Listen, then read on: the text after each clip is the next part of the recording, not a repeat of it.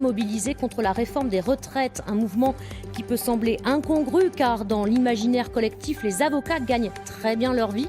Est-ce vraiment le cas? Sont-ils tous des nantis? La réalité est plus nuancée. Ils sont toujours très déterminés à défendre leur régime autonome. Après 4 semaines de mobilisation contre la réforme des retraites, les avocats organisaient une nouvelle journée d'action. Aujourd'hui, à Bordeaux, ils se sont rassemblés sur les marches de la cour d'appel. Pour beaucoup d'entre eux, cette réforme est la goutte d'eau qui fait déborder le vase. Le malaise est profond avec en toile de fond des inégalités de revenus qui se creusent. Difficile dans ces conditions pour les plus jeunes de se faire une place au soleil. Jean-Claude Lacoste, Dominique Mazère. Le cabinet Canopia a été fondé en mai 2018 par Simon Takoudjou et son associé Barbara Dufraisse. Le jeune avocat pénaliste plaide une dizaine d'affaires par semaine et ne compte pas ses heures pour boucler ses dossiers. Pour s'en sortir, il doit réaliser plus de 40 000 € de chiffre d'affaires par an.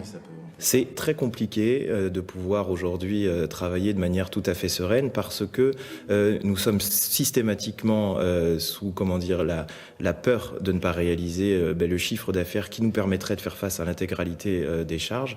Et par conséquent, on est obligé de multiplier les heures, les dossiers, les affaires. Bonjour madame. Comment allez-vous? Ça va et vous? Un métier prenant et anxiogène, malgré tout, le jeune avocat intervient au bénéfice de l'aide juridictionnelle pour les personnes aux faibles revenus. Un dossier nécessitant 10 à 20 heures de travail lui assure 256 €. Pour moi, c'est une vocation presque de vouloir faire ce travail-là, mais on ne peut pas oublier que travailler à l'aide juridictionnelle, c'est aussi presque un sacrifice pour l'avocat parce que les rémunérations qui sont données à ce titre-là sont très faibles. L'avocat défend aussi sa caisse de retraite autonome contre le projet de régime universel, mais peut-être qu'une troisième voie est possible. Je crois que la clé pour demain, pour les cabinets de type individuel comme le mien, c'est de se regrouper, de se réunir, de former des superstructures pour pouvoir justement absorber un maximum de clientèle et puis pouvoir faire face aux nouveaux défis qui s'opposent aux avocats.